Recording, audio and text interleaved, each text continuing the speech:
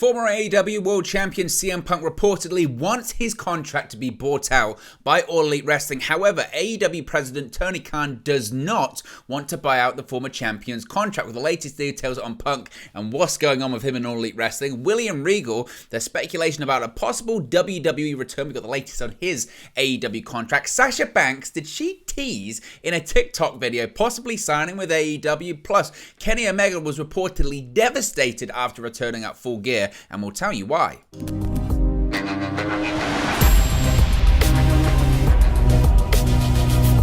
Hey guys, welcome back to Wrestling News 365. Hope everyone is doing very well. As always, there are plenty of news stories to get into in the world of All Elite Wrestling. So let's start off talking about who else but the former two-time AEW World Champion himself, the Second City Savior. The guy is currently out of action with a torn triceps and suspended and possibly heading back to WWE. Maybe rumors about Stone Cold Steve Austin next year at WrestleMania. Who knows? Is it a work? Is it a shoot? Of course, we're talking about CM Punk. And we've got the very latest, an interesting development when it comes to the future, lack thereof, or whatever with CM Punk in AEW. So, this comes from Brian Alvarez in a bit of a strange format, so you're going to have to indulge me and bear with me when it comes to this one.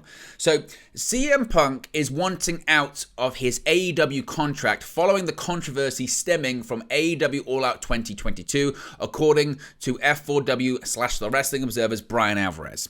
Punk, a two-time former AEW World Champion, has been suspended since the September pay-per-view due to his media scrum comments and his role in the backstage fight between himself, Ace Steel, Kenny Omega, and the Young Bucks. In addition to that, in the main event of All Out, where he won the AEW World Championship from Jon Moxley, he tore his triceps, which he has subsequently undergone surgery for, and he's out of action, was at the time reported to be out of action for roughly 9 months. So in addition to being suspended, he also can't wrestle anyway.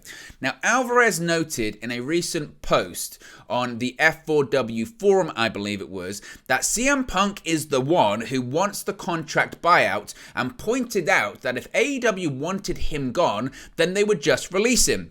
Saying, quote, Punk wants the buyout. Why would AEW want to buyout? Fire him. If you troll him, what's going to happen? He's going to say he doesn't want to buyout anymore. Alvarez added that if AEW releases the former world champion, they will likely wait until he is healed up from his injury. It has been reported that AEW is concerned that Punk could join WWE if he is released. There's been this report and rumors, I think it was Dave Meltzer of the Wrestling Observer newsletter, that first reported that AEW and CM Punk were negotiating a buyout of his contract, but the hold-up in those negotiations, by all accounts, was that Punk did not want a non-compete clause, whereas AEW reportedly did, again, because of the concern that Punk could join WWE, which would be a big blow to AEW, with Cody Rhodes earlier this year leaving the company to rejoin his former employer. Now, on this week's episode of AEW Dynamite, Kenny Omega and the Young Bucks, the Elite, poked fun at Punk and the all-out brawl, which has reportedly been something not that they planned in advance, which is quite interesting too. With, again, some reports suggesting that they did not plan those situations in advance. We've got a bit of an update on that because the Elite did not go into this week's episode of Dynamite looking to take shots at CM Punk, Brian Alvarez once again has claimed. In their first match on Dynamite in close to 3 months, the Elite faced Death Triangle in the second match of their Best of 7 series. Now, we covered this extensively after the show aired. The match saw Kenny Omega bite Pac, referring to Ace Steel biting him during the all-out fight, and later in the match, Omega would use Punk's GTS. But it wasn't just Omega that was doing the trolling. Matt Jackson of the Young Bucks also deliberately messed up when trying to hit the Buckshot Lariat, referencing Punk's shortcomings during a match with Hangman Adam Page at Double or Nothing this year. During the match, Punk went for the Buckshot Lariat not once but twice, but botched it on both occasions. Now, on the Wrestling Observer live show, Alvarez said that these were spur-of-the-moment decisions and not something the Elite had planned before the show. Alvarez also claimed that Punk would deliberately try and antagonize others in his matches, saying, quote, it's not like they've planned out a bunch of ways to annoy people, but do you think CM Punk did the same thing? Of course he did. Now, when it comes to all of that, there's a lot to break down in those parts there that I've really got to get into. So first of all, you have Brian Alvarez Alvarez claim this was not something that was planned out in advance by the Elite. I call major BS on that one. Come on. Now, again, and this is why this whole situation is so muddy. This is the kind of stuff that really muddies the waters here and really frustrates me as someone that's trying to cover all of this. First of all, if it was just a Megabytes pack, if it was just that, I'd go, wow, spur of the moment, he wanted to get a reaction from the crowd. The crowd was booing him, so he thought he'd do it. And then we get the report or the rumor. Tony Khan was furious. You can't reference all this stuff. We can't talk about all this kind of stuff. But you cannot tell me, with the amount of spots that were in that match, it wasn't just a one-off. As I mentioned, you had Kenny Omega, Bite pack. That's a reference to Ace Steel. You had Kenny Omega do this, basically tell the crowd, I'm going to do the go to sleep. He then did the go to sleep in the match. Then Matt Jackson did the spot over the top rope, which CM Punk botched at Double or Nothing. That's what? The bite, the go to sleep signal, the go to sleep itself, and then Matt Jackson. That's 4 incidents there during one match mocking CM Punk. And you're saying, no, it wasn't planned. We didn't plan on doing that. Come on. Do me a favor. And again, when it goes back to, you have to be cautious when you have people like Brian Alvarez, who I've got a lot of respect for, don't get me wrong. And, a lot of people listen to his stuff and he's reported on a lot of stuff over the years. But at the same time, he has very close sources to AEW. And this was part of CM Punk's issue in the press conference, again, that kind of muddied the water when it came to all of this, because CM Punk said, well, when it came to, allegedly leaking out these stories about Punk wanting Colt Cabana out of the company, he believes, and a lot of people do believe when it comes to people like Brian Alvarez and people like Dave Meltzer reporting on AEW, there is a bias there because they have a close personal relationship with the Young Bucks, with Kenny Omega, and they have for years. So when Brian Alvarez reports, it's not like the Elite went into that match planning to do those spots mocking CM Punk, you roll your eyes because that's essentially Kenny Omega and the Young Bucks talking. Brian Alvarez is basically being a puppet for them in that situation. And again, there is no way that they had zero discussions about what they were going to do in that match, because again, we know how meticulous the Young Bucks matches are. They're planned out spots in advance. And there's no way they went into that match and they said, we're definitely not going to, they didn't even bring it up and they just happened to do it. Do me a favor. Do me a favor when it comes to that. And again, that's when I go back to, at this point, something feels off. My spidey senses are tingling on this one now because it's just getting too blatant. It's getting too blatant, and there's a feeling in me that says it started off as a shoot and something's happened in the last, I don't know when, week, 2 weeks, 3 weeks, that makes me feel like some things may have been smoothed over and something maybe, I don't have insider sources, this isn't me having a scoop, but just something in me feels like, did something turn into a work along the way? And I don't know when, but stuff's just getting too blatant at this point. And even when you're getting reports or Brian Alvarez going on to Wrestling Observer Live and saying these things, it makes me even more suspicious, and I can't help it. I really can't help it. Now, to go back to the initial story, talking about CM Punk wanting his contract bought out, well, maybe he does want to go back to WWE. And maybe there is a feeling on his part that if the door would be open.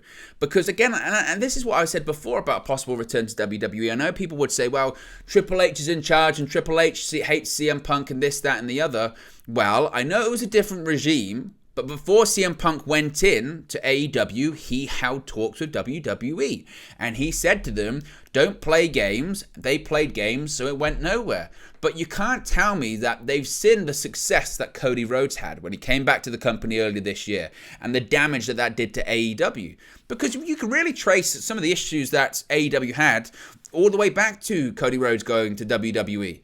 And Cody Rhodes, we don't really know his reasons for leaving. He's never publicly said, whilst he believes he has publicly said, he has not. And I don't think we'll ever know unless Cody Rhodes decides to tell the truth one day as to why he actually left. You could trace a lot of the issues back to that. And a big blow and a big momentum derailer of Cody Rhodes was leaving this year. And I think they think, look, CM Punk going back to WWE, it's almost twofold, because it's damaging to AEW in the sense of, he left us, and he left us under, bad circumstances. Wherever he goes next, it's a massive story. But also, it's twofold because Punk going back to WWE, the company he walked out of in 2014, is also a massive story. So it does hurt AEW significantly, and they don't want that to happen. And I guess CM Punk believes it could happen. You could also argue, again, if you're getting suspicious around all of this, something you can argue is, why would AEW not want to release him?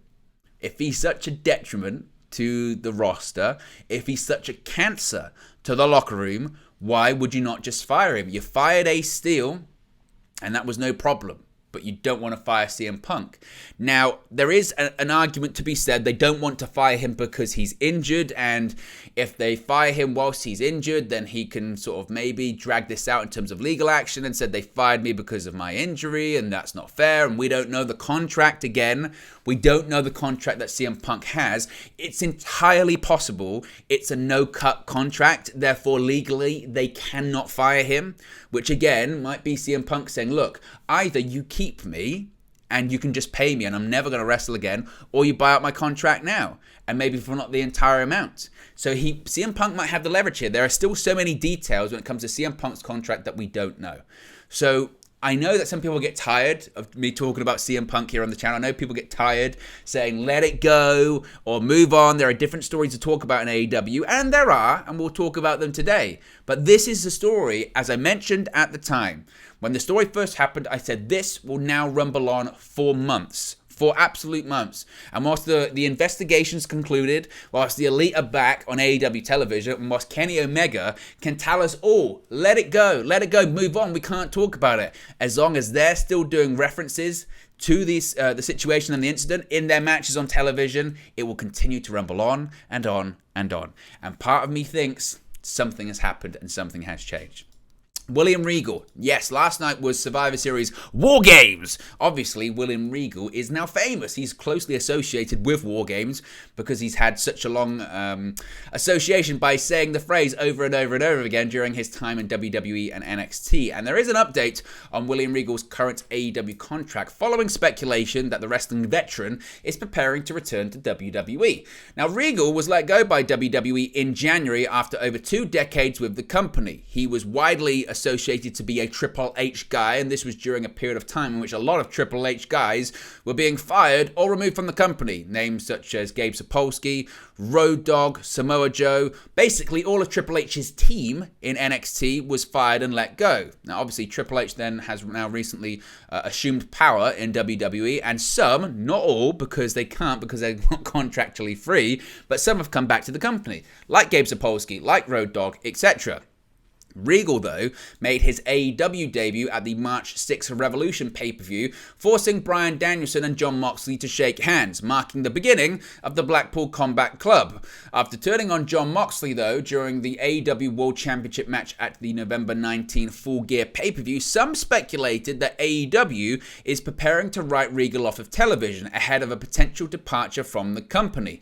This also got heightened when basically on Dynamite on Wednesday, Moxley told Regal, run, walk away, and never show your face again, to which Regal did just that.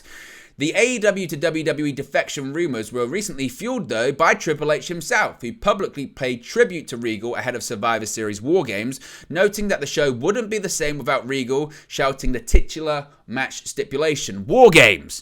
Perhaps, though, that isn't actually the case of Regal going back to WWE anytime soon, because per Dave Meltzer on Wrestling Observer Radio, the belief is that Regal signed a 1-year deal with the company. When asked about the possibility of Regal heading back to WWE, Meltzer said, quote, "I would just say when his contract is up, it wouldn't surprise me. Tony could make him a better offer and all that, but it is certainly something that has been discussed. His contract is not up for a long time. I think it was only a 1-year deal. I don't want to give the date. I was told a date. It's still months away, several months away. He is not going back this week is what I'm saying, unless Tony lets him out of his contract. Put it this way, it's certainly a story that's up in the air. It's not a non-story." If Regal now did sign a one-year deal on the night he made his AEW debut, that would mean his contract is set to expire in around early March. It is possible, however, that Regal didn't actually put pen to paper on a full-time deal until a date after Revolution, because of course sometimes in AEW, people make their debuts and they don't actually put pen to paper for a while. Later on, they feel that they're comfortable, they come to terms that they're happy with, and they sign a full-time deal with the company. So it could actually be later on. Ultimately, I expect William Regal to return to WWE. Not anytime soon. Not anytime soon, and it's not because he hates AEW or he's not having a good time. He's front and center. William Regal's work since joining the company has been nothing but exemplary and exceptional. He only really works as a talent. He does work with people behind the scenes a little bit if they ask him, and by all accounts, him and Bryan Danielson essentially hold wrestling seminars for the entire day once they get to TV for Dynamite or Rampage or whatever. But at the same time, if William Regal was a free agent now, he wouldn't be a free agent. He'd be in WWE. And I think if William Regal was offered the opportunity to go to WWE tomorrow, back in the role that he held previously or a similar role, he would go. Because he's a WWE guy, and more importantly, he's a Triple H guy. His friendship and relationship with Triple H is well documented. He was incredibly influential in NXT. Obviously, the same when it came to NXT UK, the Mae Young Classic, the Cruiserweight Classic, global scouting, signing so many people to WWE. William Regal, the roster you see in WWE today is largely shaped by Regal in addition to Triple H. With Triple H's vision, it was Regal scouting and getting some of those deals done. And as William Regal says, when Triple H was given control of NXT and developmental, he was essentially the first hire into the Triple H team, even though for a long time he wasn't given a title, and for a while it wasn't official that he was, part of that team because there were other things that had to be put in place, and even Triple H wasn't officially even in charge of that at the time. So that just goes to show how important and how influential William Regal was. So I expect once William Regal's contract comes up in AEW, unless, and this is possible, unless it's a case of him just going, look, I just really am enjoying what I'm doing at the moment. It's not as stressful as working for WWE, which I know I would be working 7 days a week. I know what that schedule is like. I know the intensity. I come to TV for AEW. I do my bit. I'm having a great time. I'm working with people I like Jon Moxley, like Bryan Danielson, who are two of my favorite people in the world. And I'm just happy to do that. But ultimately, again, he's a Triple H guy, and he's a company guy, and he's a WWE guy. So I do expect him to go back, but that's not going to happen anytime soon. And as I mentioned, my favorite segment from Dynamite on Wednesday was Regal, Moxley, Danielson opening the show with a fantastic promo. And look, considering how hot AEW could get, I mean, it's not really at the moment, with MJF as champion and with a good angle, anything's possible. So there's plenty of time to go until he has to make that decision. Sasha Banks, is she going to be all elite? I doubt it, but certainly she's got people talking because she's very good at doing just that. Posting a video to TikTok, Mercedes Varnado, obviously formerly known as Sasha Banks in WWE, included some fascinating hashtags. Could Sasha Banks be making a return to WWE, or is it possible that we're about to see the debut of Mercedes somewhere else entirely? The former Sasha Banks made her boldest public overture towards a potential in-ring return as she posted an interesting new TikTok video. Writing the caption, "She's coming," Mercedes showed off a variety of what appears to be in-ring training pics set to some upbeat music in Spanish, while she added some interesting hashtags as well, writing quotes, "She's coming," hashtag Lucha Libre, hashtag Joshi Puroso, European Tour, B, bank on it, hashtag AEW, hashtag Pro Wrestling, hashtag WWE, hashtag Statement Maker, hashtag Don't Drink the Water, hashtag Spicy Challenges. Including the term Statement Maker, which was amongst the most recent trademarks she filed under her corporation name Solnado. Is Mercedes Varnado, formerly known as Sasha Banks, any more likely to pop up in AEW or WWE? What about Ring of Honor? There remains to be far more questions than answers. I don't think she's going to go to AEW. I'd be very, very surprised, unless it's just a case of, and this is the only way I think it's possible, is that she has so much going on outside of her pro wrestling career that she can literally only commit to one night a week, and that could be Dynamite. That's the only advantage that AEW could have over WWE. Otherwise, she's going back to WWE. It's just a case of when, and it's just a case of her teasing up. I mean, it was half surprising she wasn't at Survivor Series last night. It was in her hometown. She has been backstage recently at a WWE live event. So I think Sasha Banks is going to go back to WWE. Finally, Kenny Omega was devastated after Full Gear, and he admits it was difficult to enjoy the fruits of his labor the day after Full Gear. Omega made his long-awaited return to the ring alongside the Young Bucks for an AEW World Trios Championship match against Death Triangle at the pay-per-view last Saturday. Omega and the Young Bucks had been off TV ever since the All-Out incident that involved CM Punk and Ace Steel back in September, but the Elite fell short after Rey Fenix used a bow hammer that was given to him by Pac. During an interview with Sports Illustrated, Omega explained why he was crushed the following day, saying, quote, "The day after my pay-per-view, I was absolutely devastated by the loss of Jason David Frank. He's one of my childhood heroes. That evening, there was a mass shooting at an LGBTQ club where 5 people died. It's absolutely terrible. After such tragedy, it puts everything in perspective. This isn't Kenny Omega and the Young Bucks against CM Punk. It's people trying to show off their craft. You can boo Kenny Omega or the Young Bucks or CM Punk, but I hope people don't forget we're human beings struggling to show that." So certainly, again, he's right. There was a lot. There was a lot of really heavy stuff that happened last weekend, including, again, that shooting and also the death of Jason David Frank. Just a side note, I think like a lot of people probably watching, I was a huge Power Ranger fan when I was younger. The Green Ranger, the White Ranger, the Red Ranger, you name it. With the Green Candle and the White Ranger in the movie, it was really, really heartbreaking to see that. And my thoughts go out to Jason David Frank, his family, his friends, and his fans around the world. And clearly that was upsetting to Kenny Omega. So there you go, guys. That's the latest AEW news for you. Be sure to smash a like on the like button. Be sure to subscribe, bottom right-hand corner. Let me know your thoughts in the comment section below on today's AEW news stories. And I'll speak to you again very, very soon. Hey guys, thank you for watching, listening, streaming, or however you come across this video today. Be sure to click on the video on the right there to watch our next video, or click the bottom there to subscribe, or the bottom right hand corner. Thank you very much, and I'll speak to you again very soon.